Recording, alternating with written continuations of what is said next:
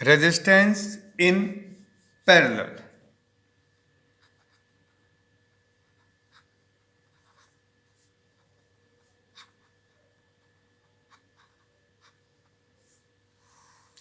If we have various resistance are present, if they are connected such that their one end are connected at one point and their other another end are connected on the other another point, and between these 2 points a battery or a cell is connected, then the combination is known as parallel combination. We have three resistance R1, R2 and R3.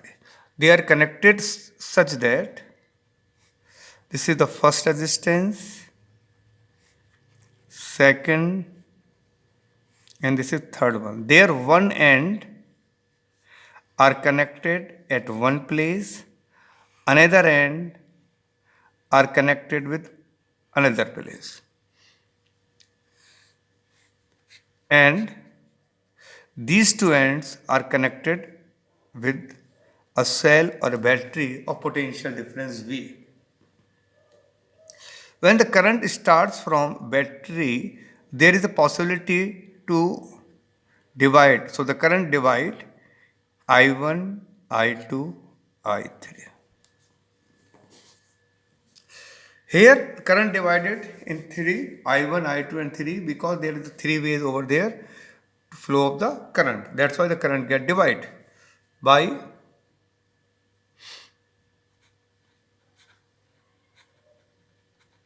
Ohm's law. V is equal to I1 R1, V is equal to I2 R2, V is equal to I3 R3. If capital R is total resistance, then V is equal to IR. By diagram, total current I is equal to I1 plus I2. We put this value in equation 1. In this equation, we get V upon R, V upon R1, V upon R3, 2, V upon R3. Taking V and cancel out, we get 1 upon R1 plus 1 upon R2 plus 1 upon R3. The value are the values are 1 upon R is equal to 1 upon R1 plus 1 upon R2 plus 1 upon R3. Now, property of resistance.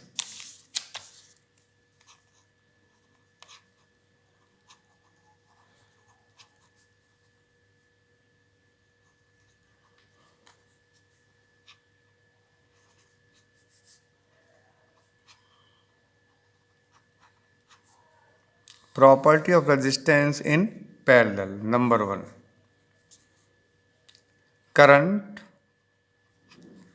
in each resistance is different.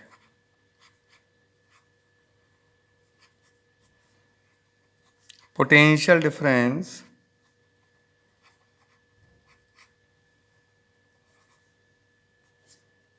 across